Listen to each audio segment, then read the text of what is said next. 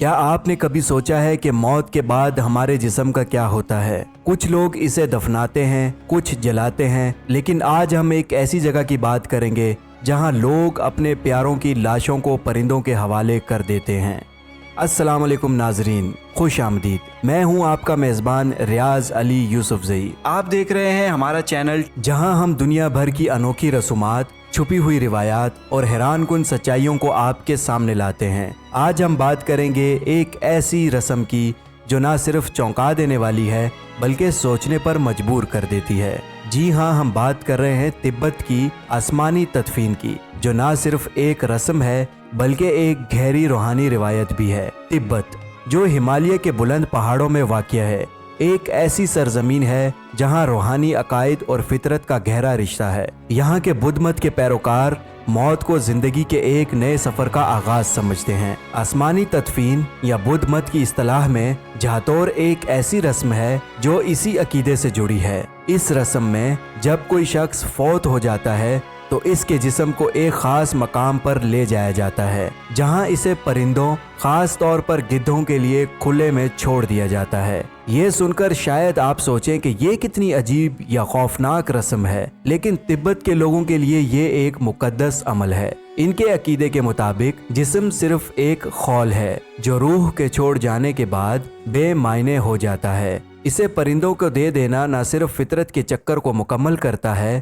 بلکہ ایک طرح سے خیرات کا عمل بھی ہے، کیونکہ یہ پرندوں کو خوراک فراہم کرتا ہے۔ تو چلیے جانتے ہیں دوستو، یہ رسم کیسے انجام دی جاتی ہے۔ جب کوئی شخص فوت ہوتا ہے تو اس کے جسم کو پہلے چند دنوں تک خاص طور پر تیار کیا جاتا ہے۔ خاندان کے افراد مل کر دعائیں پڑھتے ہیں تاکہ روح کا سفر آسان ہو۔ اس کے بعد جسم کو ایک خاص مقام پر لے جایا جاتا ہے جسے آسمانی تدفین کا مقام کہا جاتا ہے۔ یہ مقامات عموماً بلند پہاڑوں پر ہوتے ہیں جہاں گدھ اور دیگر شکاری پرندے آسانی سے آ سکتے ہیں۔ وہاں ایک خاص شخص جسے روگ یاپا کہا جاتا ہے جسم کو تیار کرتا ہے۔ وہ جسم کو کاٹ کر چھوٹے ٹکڑوں میں تقسیم کر دیتا ہے تاکہ پرندوں کے لیے اسے کھانا آسان ہو۔ کبھی کبھی جسم کے ٹکڑوں کو جو یا دیگر اناج کے ساتھ ملا دیا جاتا ہے تاکہ پرندوں کو زیادہ راغب کیا جا سکے۔ پھر گدھ اور دیگر پرندے آتے ہیں اور جسم کو کھا کر فطرت کے حوالے کر دیتے ہیں۔ یہ رسم بدھ مت کے اصولوں سے گہرائی سے جڑی ہے۔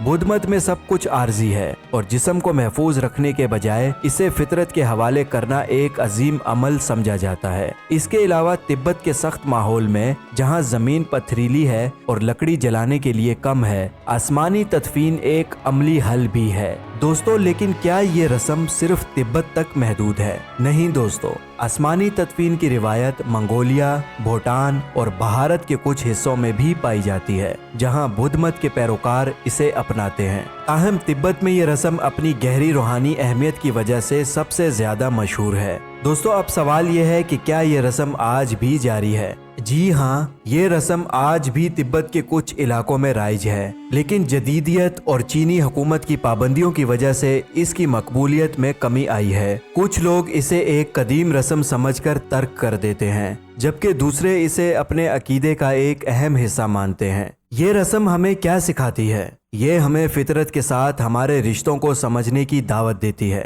یہ ہمیں بتاتی ہے کہ موت کوئی خاتمہ نہیں بلکہ ایک نیا آغاز ہو سکتا ہے، اور سب سے بڑھ کر یہ ہمیں عاجزی سکھاتی ہے کہ ہم سب فطرت کا حصہ ہیں اور ایک دن اسی میں ہمیں واپس لوٹ جانا ہے۔ ناظرین، اگر آپ کو یہ ویڈیو پسند آئی ہو تو اسے ضرور لائک کریں، اپنے دوستوں کے ساتھ شیئر کریں اور ہمارے چینل سبسکرائب کریں۔ ہم آپ کے لیے ایسی ہی دلچسپ روایات اور راز لے کر آتے رہیں گے۔ تب تک کے لیے اپنے دوست ریاض علی یوسفزئی کو دیجیے گا اجازت۔ اللہ نگہبان۔